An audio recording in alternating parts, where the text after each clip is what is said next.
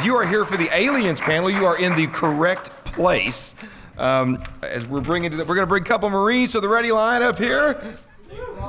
That's right. Where's that android? I believe we're supposed to be joined by everyone's favorite artificial person at some point. Where is he's out smoking a cigarette. Oh, is that right? Why are they making him more human all the time? Exactly. They're coming very human, aren't they? So, that's where that deep resonant voice comes from. Exactly. So don't worry, we've been keeping it warm for you, man. We've been keeping it warm. Just have a seat. I was about to go out and grab you. Almost human, I'm telling you. Is this mic on? Is your mic on, buddy? That's the problem. What? The switch is not towards you. Try it now. How's that? There we go. Fantastic. They're pasted back against their chest. How's that? Oh man, that's so good. We love to give you your money's worth, folks, and here we are. Gotta love that voice. So I get the impression y'all have done this before. Yeah. A few times. Yeah, I had this voice when I was 9. I'm from New York, man. We would talk. You don't even have to understand what the guy's saying. You know, all right. Well, we love these cons because we get to see each other. It's a little catch up for us. It's really, really nice, and we appreciate y'all having us here. And I can say y'all because I live in New Orleans. So. Oh. Do you know how to first here? Here. 3 people came up to me, and their name was Lance. Oh. And I went, holy shit. You're home. There's 4 of us now. Really good. So you want to do the intro?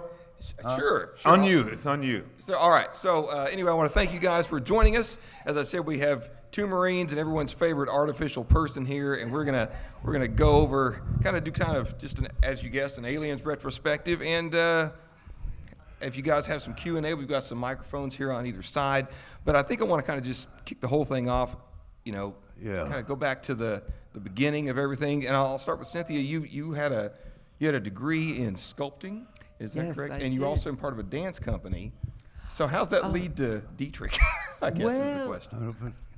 There was a saying when I was taking some acting classes, and the guy teaching the class said, whatever they ask you if you can do, like, can you roller skate? Can I roller skate? You always say yes and you go for it. So when I did graduate from Rhode Island School of Design with a Bachelor of Fine Arts in Sculpture, and I moved straight to New York, and my goal was I was also a singer. I was in a band, actually, telling my age, I was in a band with Chris Frantz of Talking Heads when I was at RISD. And so when I moved to New York, I was going to try to get work singing and then work on art. But I ended up going to the first temp job I worked in. This guy recognized me immediately, another temp. She's not really a secretary. And he came up and said, what do you do? And I said, well, I'm an artist and I act and sing a bit. And he said, well, here's my advice. Buy the stage, look at the back pages, and go to every audition for which you qualify. If you can do this, if you fit the scope, go. So, and the second piece of the advice was go do your best and don't give a shit about the outcome. Excuse my French, that was exactly what he said. And I did all those things. And so I was auditioning for things, and I ended up getting into a black theater dance company. Seriously. What? Seriously. And they didn't advertise it as that, so I wouldn't have gone, but they just said, the Bijou Theater Company is forming. It's a dance company and theater company, and we're looking for actors, dancers, and singers to form this new company. So I went to the first audition, and I didn't have an acting monologue at the time. And so they said, do your monologue. So I kind of made something up. And then they said, okay, here are the people that make it to the next cut. Come back tomorrow. I made it. So I went back the next night, and they said, okay, we're going to teach you a pattern. We want to see you dance. So I did the dancing. And I kept thinking, maybe now they'll let me sing. Maybe they'll let me sing. It never got to that. The next night, they said, okay, these are the people who are in the company. And the guy who was in charge, his name was Ron Davis. He was formerly of the Dance Theater of Harlem, and he had partnered with another acting person, and they were forming the company. They had been given the use of a Broadway theater for free, the Bijou Theater, just off of, it was 48th and Broadway. And so he said, giving us our opening, okay, welcome, this is the company. We're a black theater company. And I looked around, and I said, Damn, affirmative action. so we are. And there were about 3 non-black people there. And after the first couple meetings, they left. The others left, and I stayed.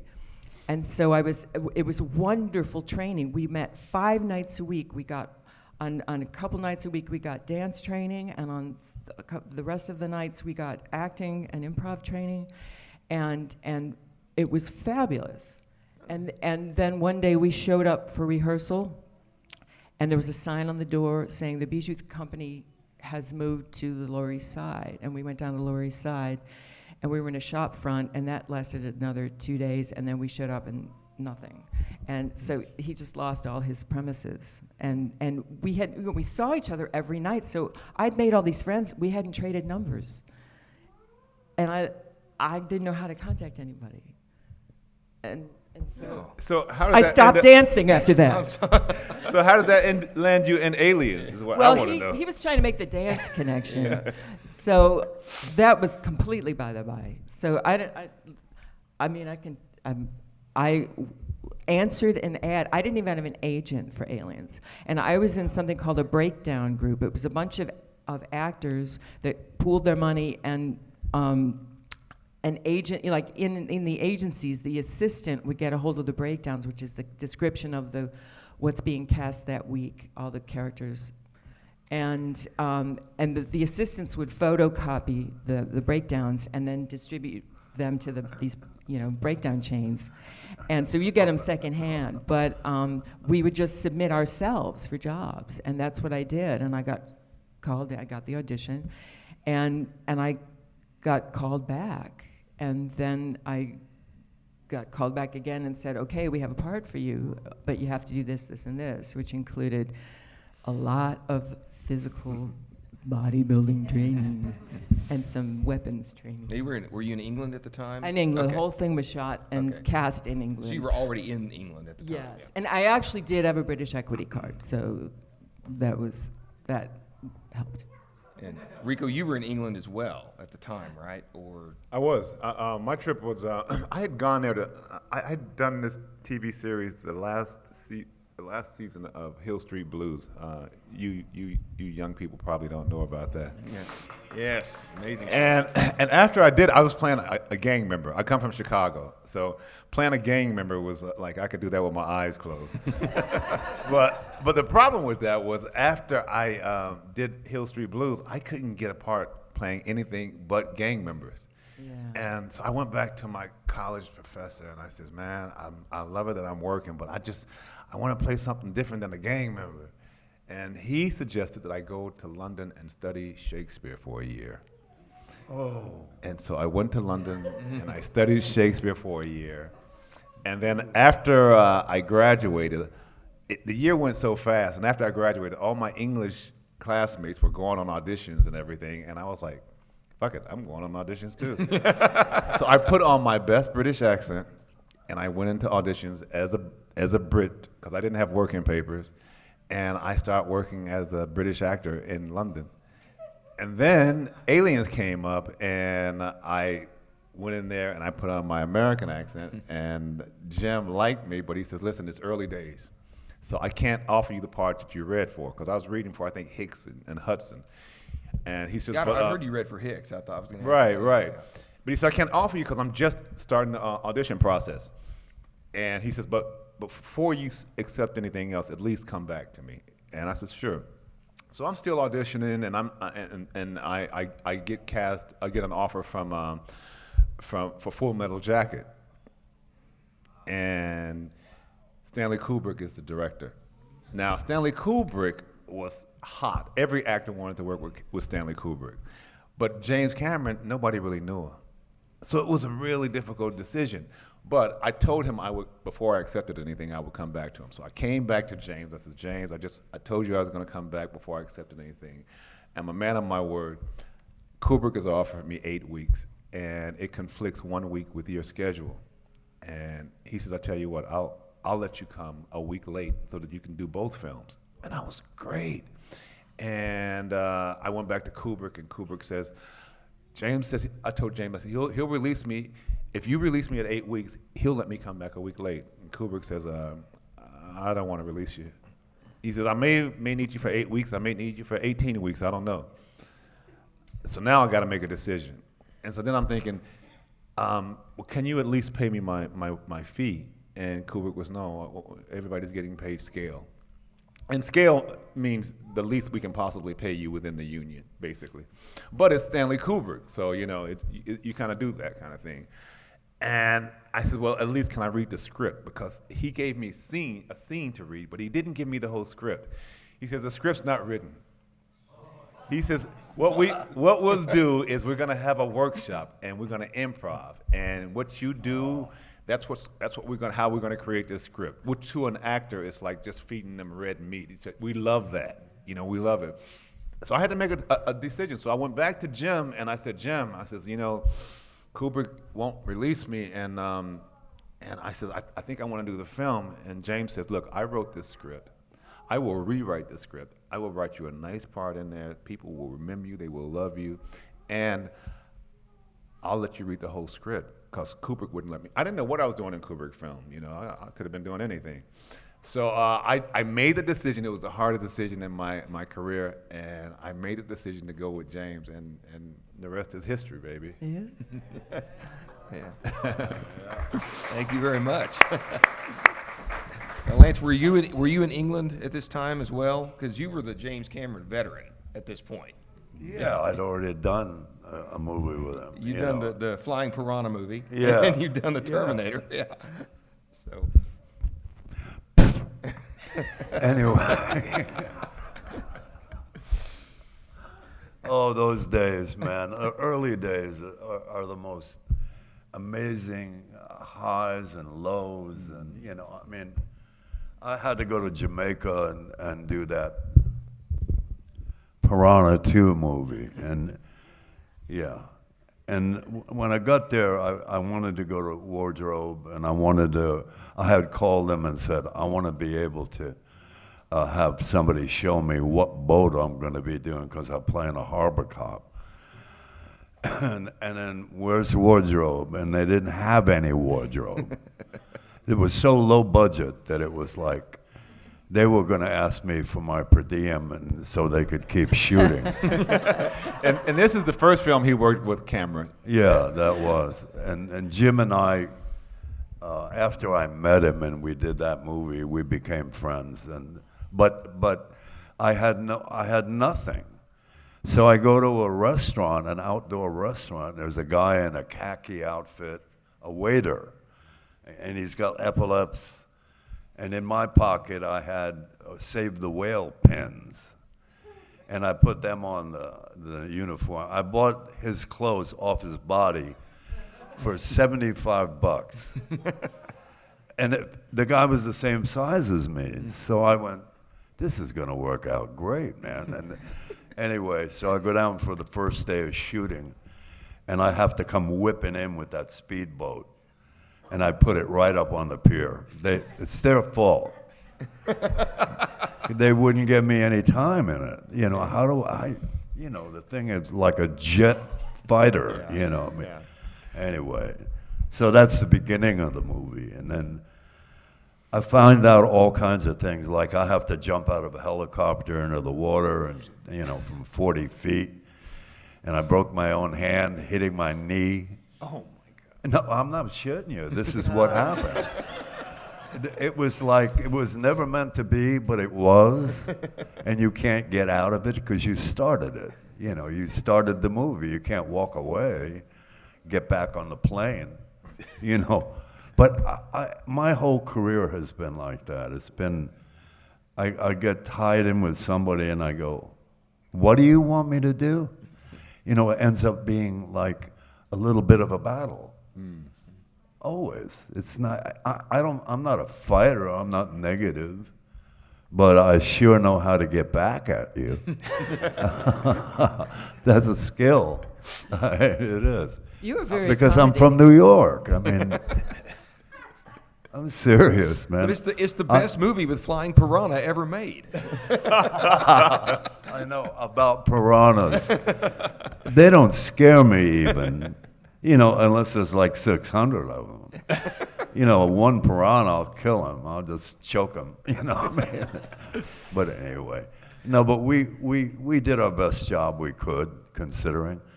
And the minute Jim finished the last shot of the movie, they fired him. Because the producer, his name is Ovidio Asinides, and that's what he does to every director that works for him. He fires them. Wow. So he can take it over and get the credit. And do the cut. Yeah. Then Jim doesn't get to do the final cut, that means. I know. I mean, it's like, and he has, the budgets are always so low that you have to go to a grocery store to get your dinner. I mean, that's true. I do have a fear about piranhas, man. I was working on a film called Caruso, and it's based on Robinson Crusoe. Oh. And we went to Africa to shoot it.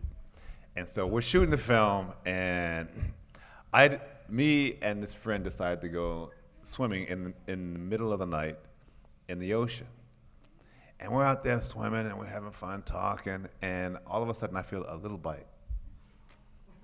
And then I feel a little bite. And then I feel bite.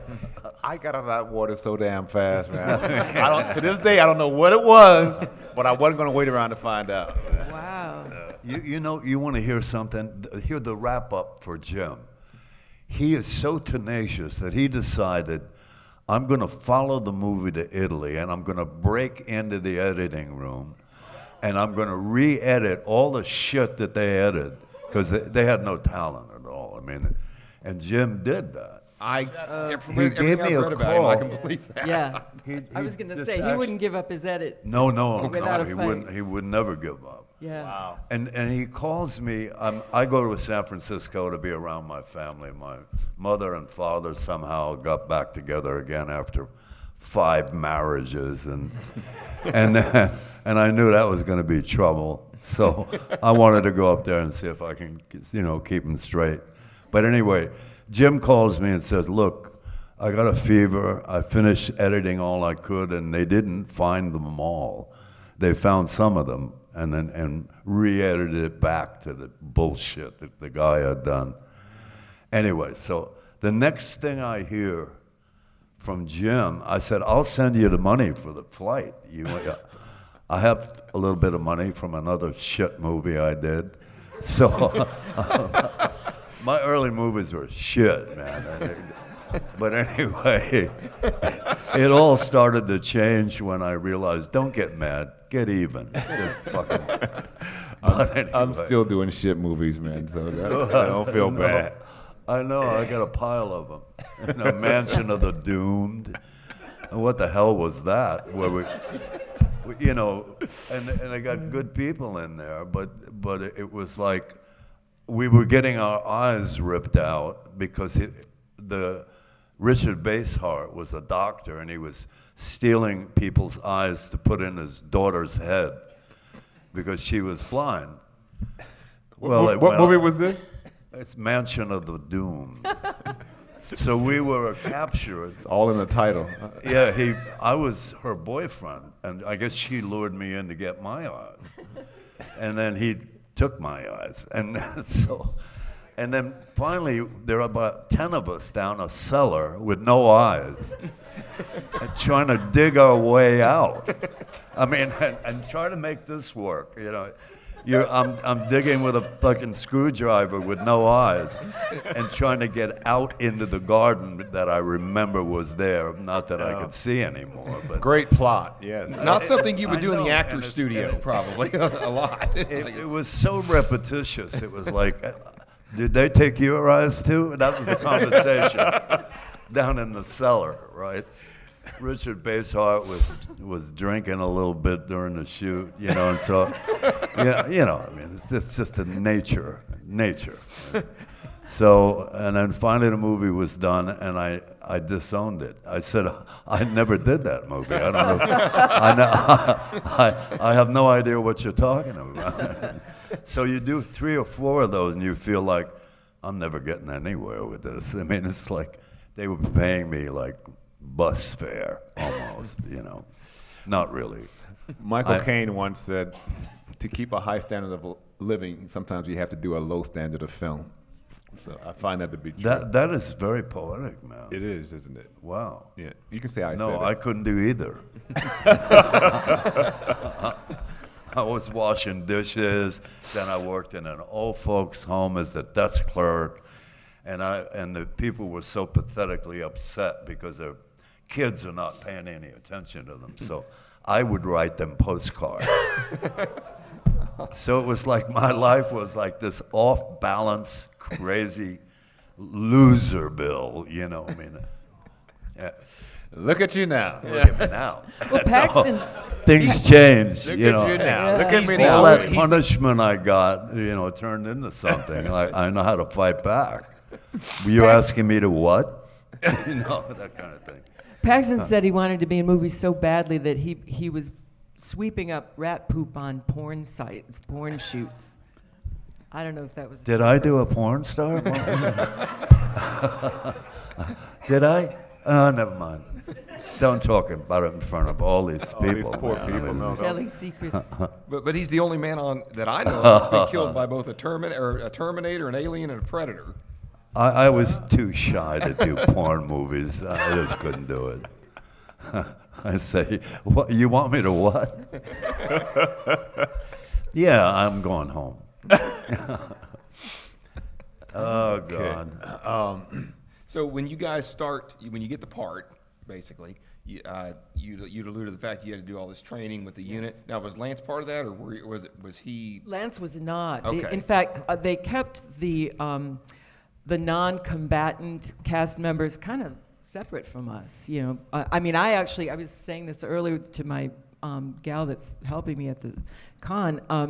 I rode in every morning to Pinewood Studios with Paul Reiser, and I knew him already from comedy stuff on TV and in the States, and I'd loved Diner, and he was so witty, and I thought, this is gonna be fun, so I'd be chatting to him in the car, and he's like, doesn't want to talk at all. And Lance was always coming up trying to give us things and do things for us in a very obsequious way. It was really strange.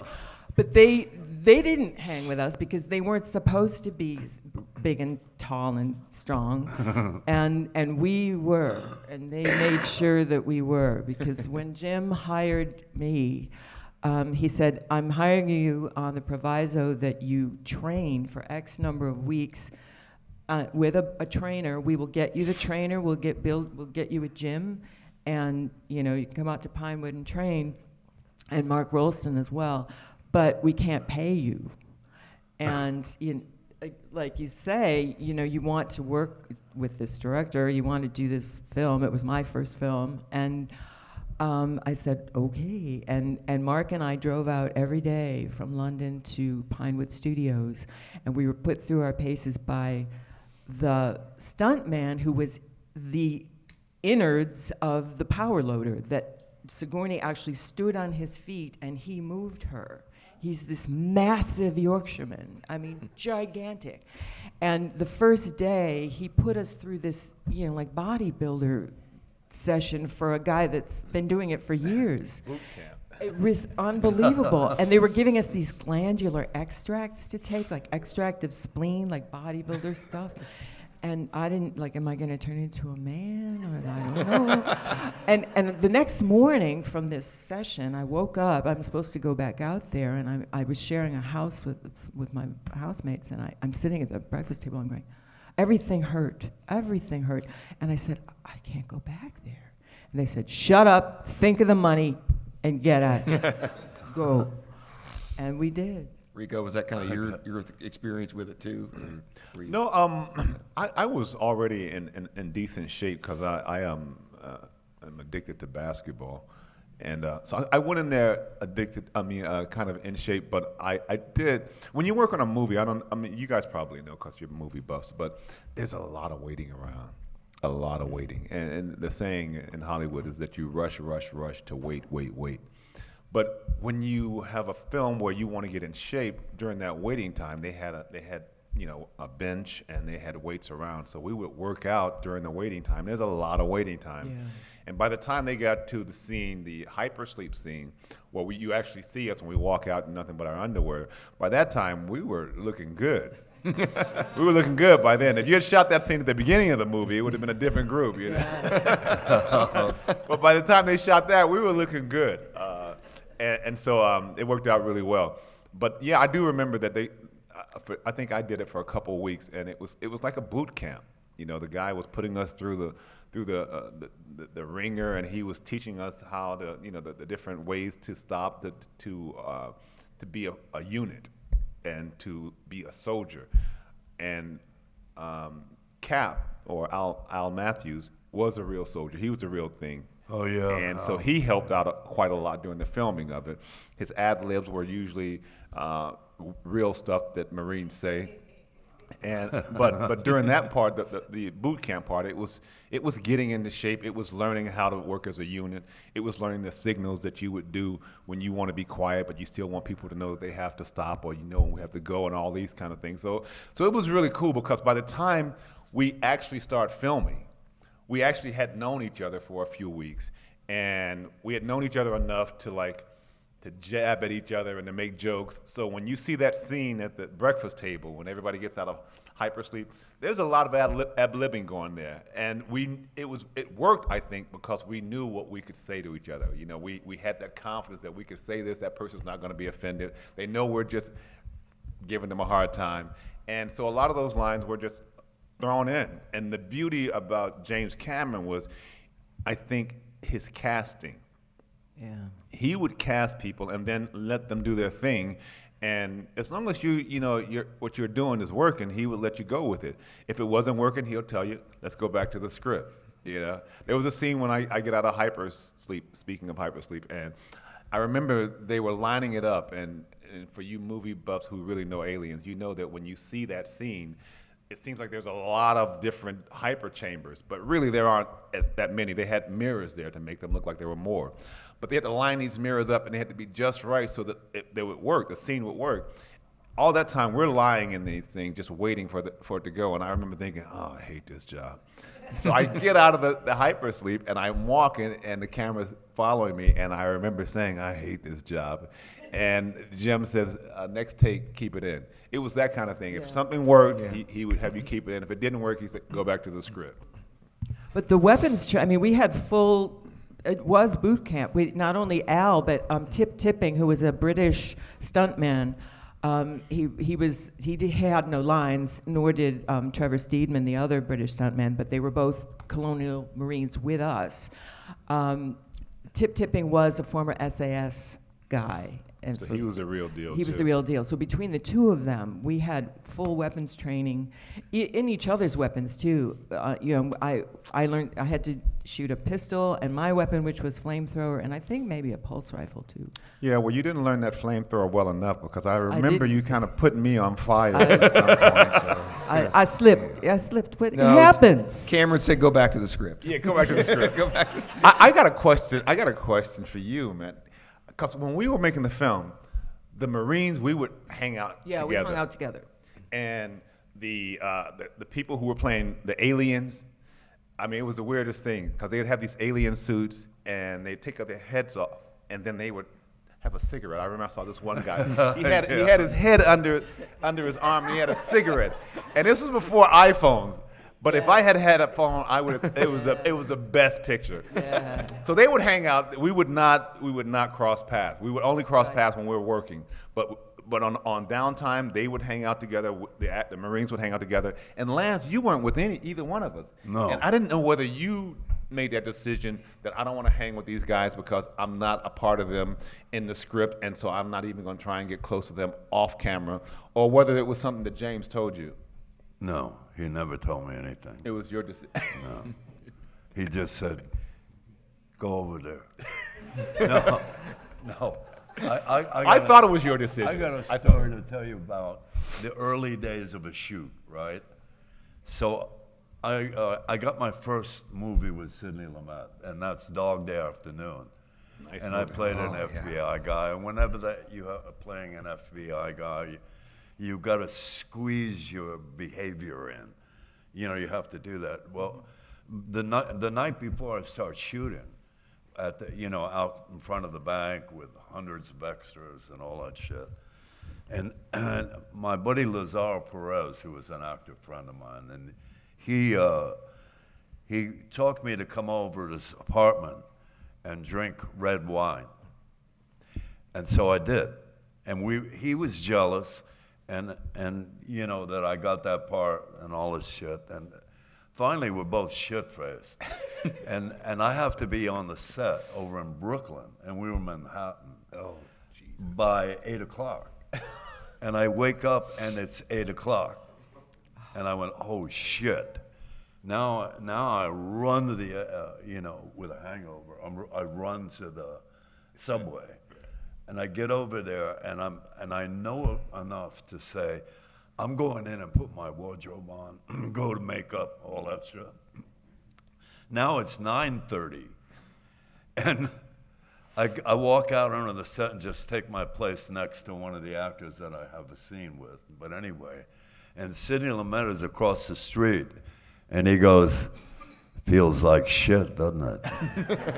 And I said, yeah, that's like, he forgave it, you know, because it's my first day of shooting. I mean, so finally, we got it together, you know, I mean, I did. I mean, but anyway, those kind of moments tell you exactly how vulnerable you are. You know, they're not going to send a car for me because I'm late, you know, so it was comedy. It's comedy, man. I didn't get upset.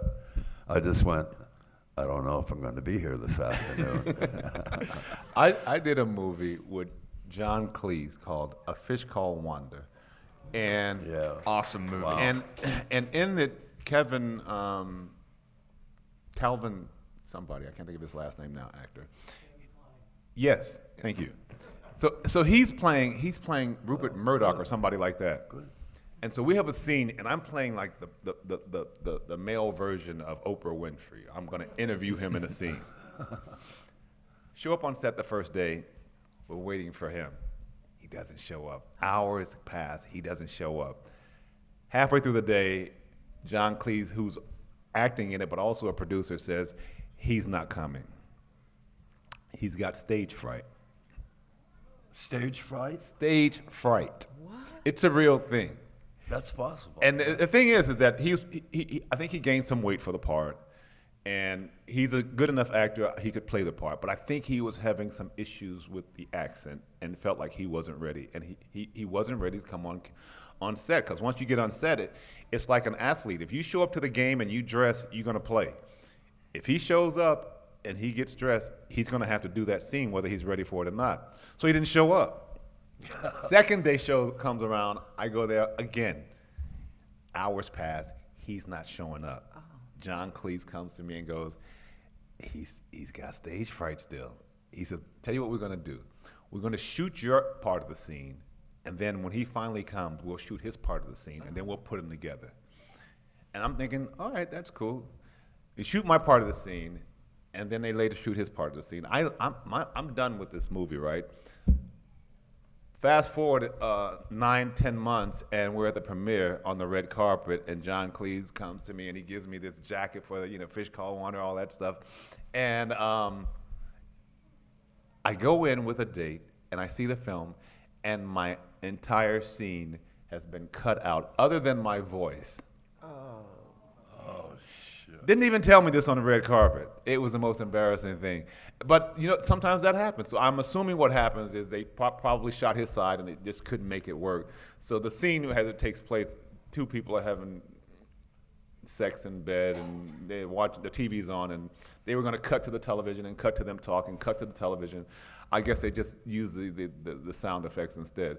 But, people do get stage fright, and sometimes films don't turn out the way you expect them to. That happened to me in Aliens, actually. The scene with the cocooned woman. It was an entire day of shooting, and it was all, we're doing all this blocking, like lift her head up, oh, try this, try that, do the flamethrower, and it's just like all close-ups of me all day, and I'm thinking, this is amazing, it's my first movie, and this is just, it's gonna be my big break, this is incredible. Didn't something break there? Well, yeah, so. I remember. So, well, speaking of improvising, Jim starts improvising and saying, try to break her out of the cocoon. The cocoon was made of fiberglass and resin. So I'm ripping the cocoon and cutting, slashing myself, and get it ripped out, and then he says, let's go again. And the art department goes, ah! They had to go glue it all back together. Right. But that's not my problem. I flamethrowed her. I did everything I needed to do. I did, and he's yelling at me the whole time. No, not like that. Do it like this. And I was, oh, you want me to do it that way? Okay. Boom, boom, boom. Oh, you don't like that? Okay. Boom. And afterwards, we had to have firemen on set because it was live fire, and they came up to me and they said, we can't believe it. We just found out this is your first movie, and the way he was like yelling at you, and you were just so calm, and you took it so well. I said, well, it reminded me of my dad. And then I go in for looping because you have to do post-production and go do some voiceover. So I go in to do my voiceover, and they show me the scene. They shoot it. They start the scene from over my shoulder, looking at the cocoon woman. I lift up her head, cut to close-up of Sigourney's face, cut to Top yelling at me saying, oh, I don't know, get her out of here, well, we gotta get her out. And it's all close-up of Sigourney. And I'm like on the cutting room floor, and I said, movies. Movie magic. Hey, I've done 3 Sasquatch movies. I'm ashamed to admit it, but I did. And one of them was the worst it was ever made. I don't think it came out, so nobody knows I didn't do just 2. But then they had a Russian, like Olympiad guy, all muscle. They painted him with oil and had tufts of things covering up his things. And I thought, what am I in? I mean, it's just he come running through the woods after me, and I'm going, look at this mother. I mean, it was like shocking to me that anybody would do this movie. and I really have a sense of humor about my career because it very rocky, and then it would soar, and then it would drop, and I do another Sasquatch movie. Michael Caine.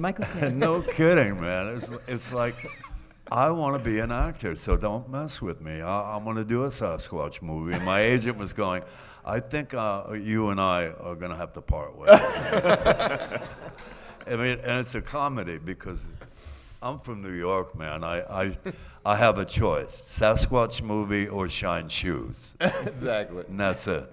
There you go. So I went and did the Sasquatch movies. But you also got to do The Right Stuff, which is such an amazing film. Well, but that's another. But see, that's the upper slope. That's right. But you have a very good chance of sliding down if you don't do the right thing. And so it's all a big adventure, and I find it very funny. I mean, my version of it. I played a guy at one point who had just come back to Minnesota from the military, and all he wants to do in life is to ride a motorcycle, but a snowmobile driver. What the hell? What separates that from a motorcycle? And then they had me grab a coyote on the trail and crush him against the motorcycle or the snowmobile. And I looked like an idiot. I mean, I had a bright red snowmobile outfit on, and that's equivalent to Sasquatch. I mean, it's like, what is happening to me? It's a comedy. It is. My life, when it's on the down, is funny as shit. To me, anyway. I can't take it serious. How many movies did you do with? Did you with get James? upset because I said shit? Oh, it's too late for that. Okay, never mind. Too late. Never mind. I don't want to put you on the spot. What? How many? they've seen how many Aliens, movies did you do with Jim? Just How many what? how many movies did you do with Jim? 4 or 5. 4. Yeah.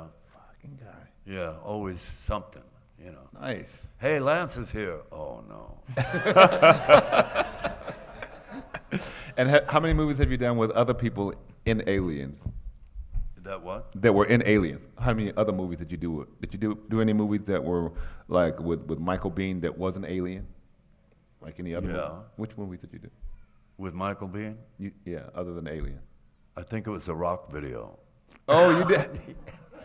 Bill Paxton's Bill rock. Pax- That's right. That's right. I gave Bill Paxton my 36 Ford pickup truck to use. And of course, they filled it with everybody in the back, and the suspension was shit. You know, but anyway, we had fun. I always really want to have fun. Yeah. I have no, there's no negative, you know, come on. I mean, I pulled hairs out of my nostrils in the morning. You know, I mean, how bad can it get? I mean, anyway. It's the worst thing you're going to do all day. I'm letting you in on something, so if you want to be an actor, try. Why not? Exactly. Why not? And you can't take it as your identity, like, oh, I'm in the great big movie. This is it. I'm it. I'm, you know, my star is made, because the next movie might be Saw 2 or something. You know. And you can't say, oh, now I'm nothing, because you're the same you. And you've got to hold them in, you know, some kind of lightness. And it's like, isn't this crazy? I'm getting my eyeballs picked out today, you know. But then the next movie is going into space with the right stuff. So I got a question for you guys. I'll find out who's really Alien fans. There was an actor that played Hicks before Michael Biehn. Anybody know who it was? Who was it?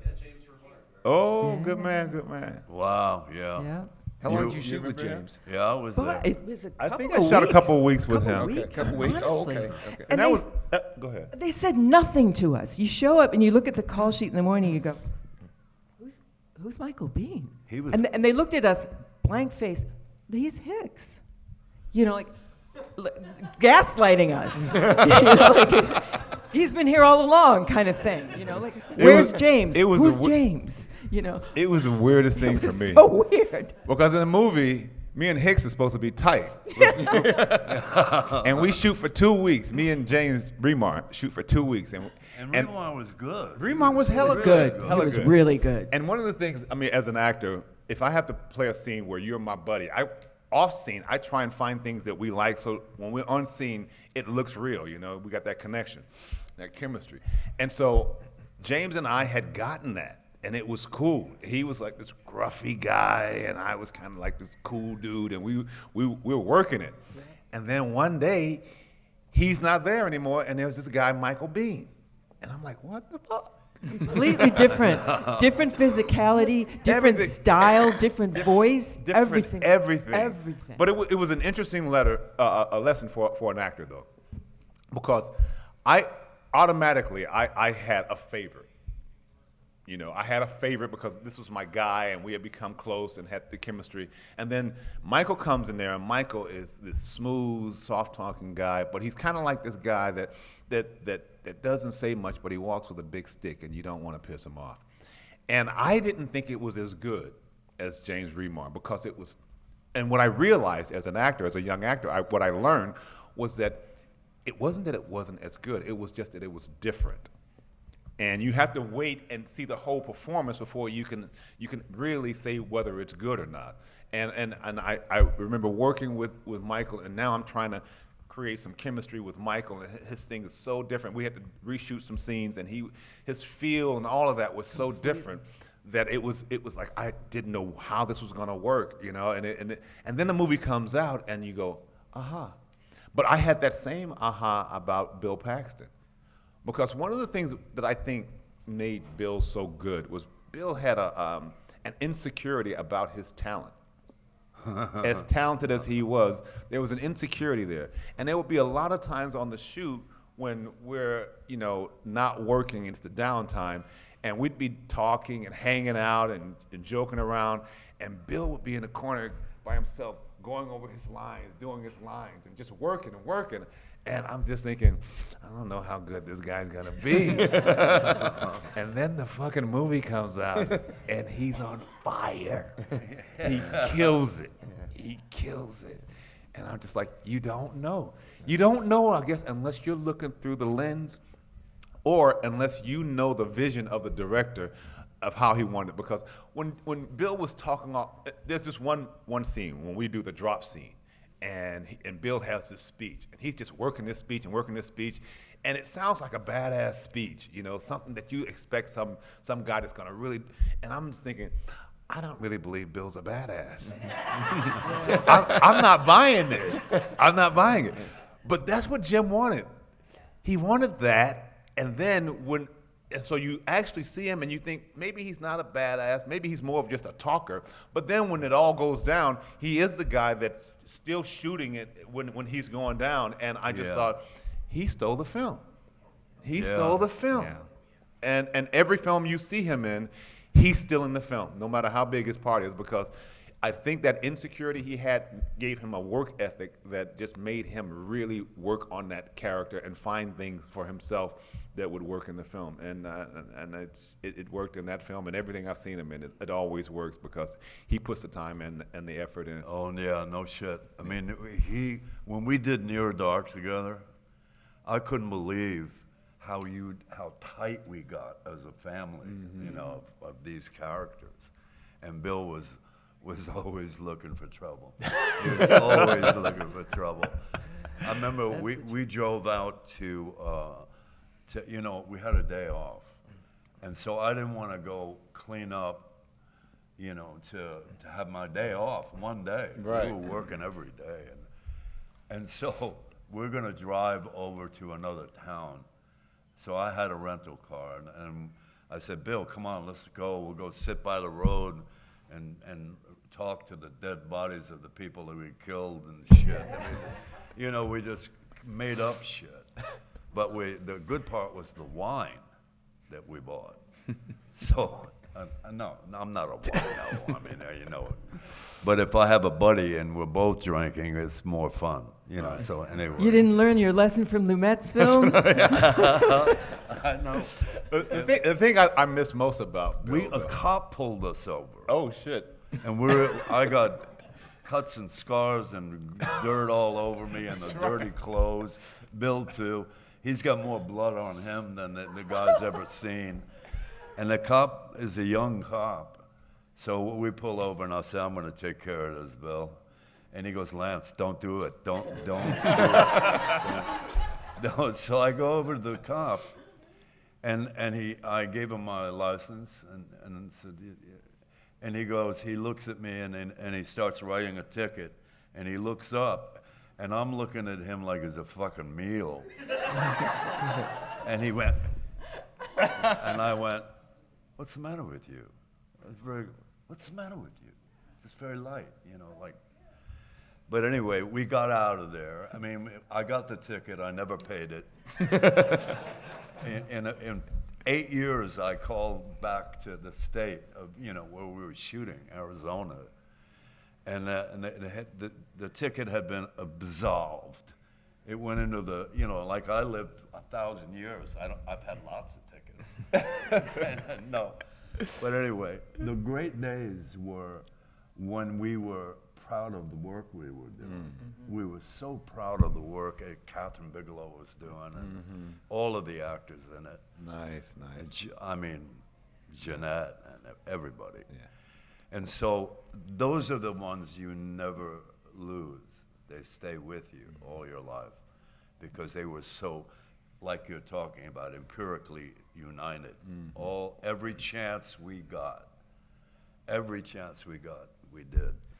We went into a truck stop at one point, and we didn't want to go to bed. We were hungry because the food was shit on. When they deliver it out to the set, it's crap. So, but anyway, we walk into the truck stop. The only thing we left in the cars were our guns. Right. And so- Wise. But we looked like we had been at war. So we walk in, we sit down, we order food, and we're relaxed and everything, and we notice all the truckers are leaving.